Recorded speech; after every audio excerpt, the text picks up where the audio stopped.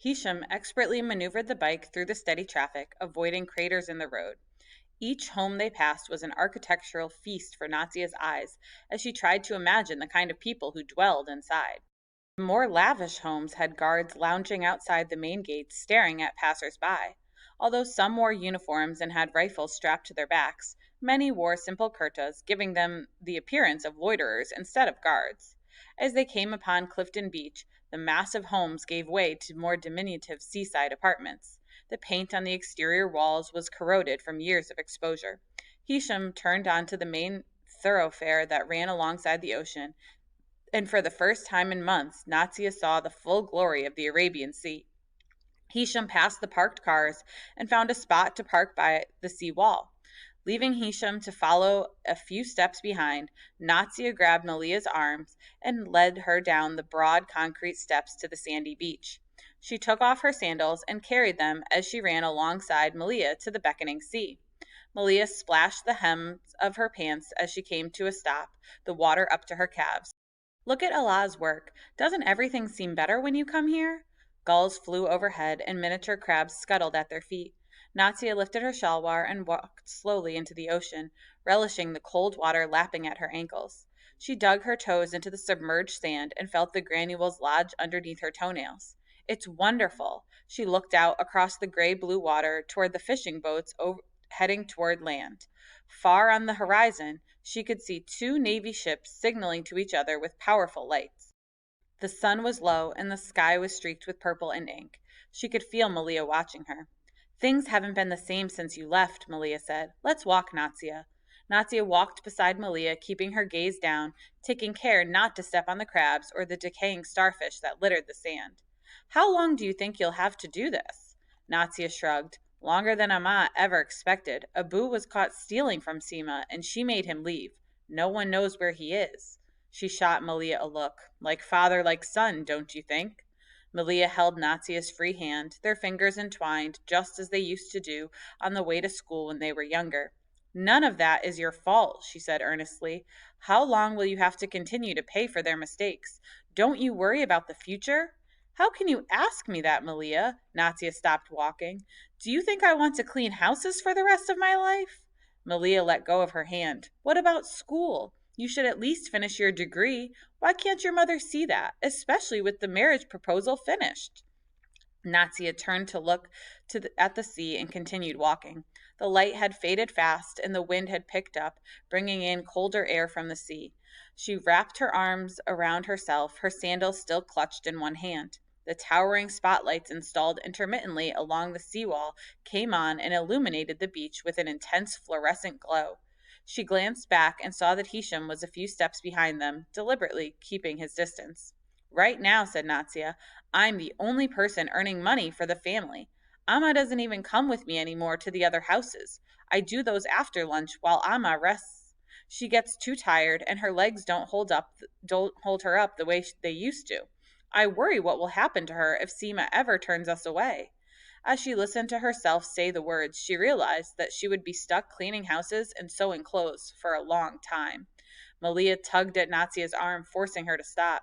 Maybe you don't have to do everything your family does. Maybe you can leave too, like your father and your brother. Maybe. No, Natsia said vehemently. I could never leave Amma or Mateen and Isha. They need me. Malia clucked her tongue. I know they need you, but you need to think of yourself too. If you stay with your mother, you will be spending the rest of your life cleaning houses. But what can I do? Natsia looked at her friend exasperated. Leaving my family is impossible. What if I told you there was another way? What if I told you Miss Haroon would take you in? She would make certain you finished school. Miss Haroon? When she wasn't teaching, she was traveling all over the world. She'd never have time for someone like Natsia, and even if she did, that was a dream more impossible than being Fatima Baji's house servant. Natsia turned away miserably. Maybe Abu and Bilal could leave so easily, but Natsia knew she could not. Caring for her family, being loyal to Amma, these were duties ingrained within her and could not be changed so easily.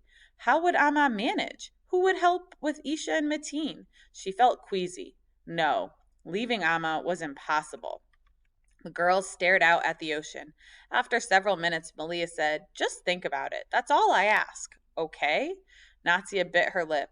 She couldn't say yes to something she knew was not possible. Malia groaned. "Fine. You still have your books, don't you?" Natia nodded. Malia bounced lightly on her toes as she formulated a new plan. "What if I brought you the class assignments and you did them on your own? After my papers are graded, I'll bring them and check your work. At least that way you won't fall so far behind in school." "Why would you want to do that?" Malia stopped bouncing. "Because we always did everything together, and I told you, things just haven't been the same since you left." "What's wrong, Malia? What could possibly be different? You still have Sarah." Malia threw up her hands. "That's just it. You're gone, and Sarah's changed. She's not the same anymore. Her Abu got some government posting, and she's been acting snotty ever since. We don't eat lunch together anymore because she's made friends with Layla and her group. The only time we spend together is on our way to school and back, and she only does that because we live on the same street." Malia shook her head. "I don't know. She hasn't really said anything, but I know something is different." Natia recalled the way Sarah had recoiled when Natia hugged her at the Sunday bazaar. There had been something different then, but Natia had thought it was because she herself looked so scraggly. "Don't let her upset you. I will always be your friend, no matter what happens to me or you. Now, about those books." "You're the best friend ever," Malia cried. Natia hugged her friend and resolved to keep their friendship intact and to keep up with her studies. Finding spare time in the evenings would not be a problem. After the dinner dishes were done, Seema usually left them alone for the rest of the evening. Fighting fatigue would be her main concern. She would find the strength. "Do you think Miss Haroon will let me take the annual exam? Do you think she'll let me pass?"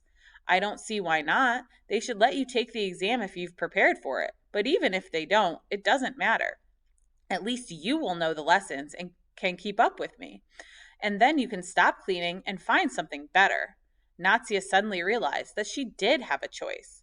Amma could stop her from going to school, but she couldn't stop her from learning her lessons. "Fine," she said in a whisper. "If you're willing to help me, how can I not?"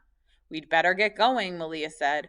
"My mother is probably furious at me for being gone so long. And Hisham is a saint for bringing you." As they turned back, Natia asked, "Do you think your brother knows anything about Bilal?" "I don't think so. They weren't really friends, were they?" Natia shook her head. "It's just hard not knowing. Sometimes I forget I have an older brother, too. Your parents must be pleased Hisham's going to college. He's working, too, paying for it himself." Malia waved to her brother, and he turned and started back for the seawall. When they walked up the stairs to the parking area, Hisham veered off to buy cold-roasted corn from a stall nearby. Malia moved toward the bike and freed a bag strapped into the rear basket. She pulled out shiny pink chiffon. Even with the night settling in and the fluorescent glow of the spotlights casting stark shadows around them, Natia knew instantly that it was the same material they had seen that day at the market. In her mind, Natia could see Malia standing at the edge of the cricket pitch wearing this exact same outfit not too long ago. It was beautiful in the market, and it was even more exquisite on Malia. "I brought it for you. I want you to have it," Malia said softly. Natia was so grateful she didn't even have the heart to protest. Getting this gift from Malia was far more meaningful to her than any of the outdated hand-me-downs Seema had given to her. Natia searched her friend's face and found not even the faintest hint of pity. "Thank you." Hisham returned with enough roasted corn for all of them. Natia carefully placed the clothes back in the bag and secured it in the basket. She took her corn, smothered in lemon juice, salt, and ground chili peppers, and bit into it, suddenly ravenous. She gave a silent prayer, grateful that her friend had opened her eyes to all the possibilities that lay before her, and that none of them included cleaning houses. "Shukriya, Allah," she thought, "Shukriya."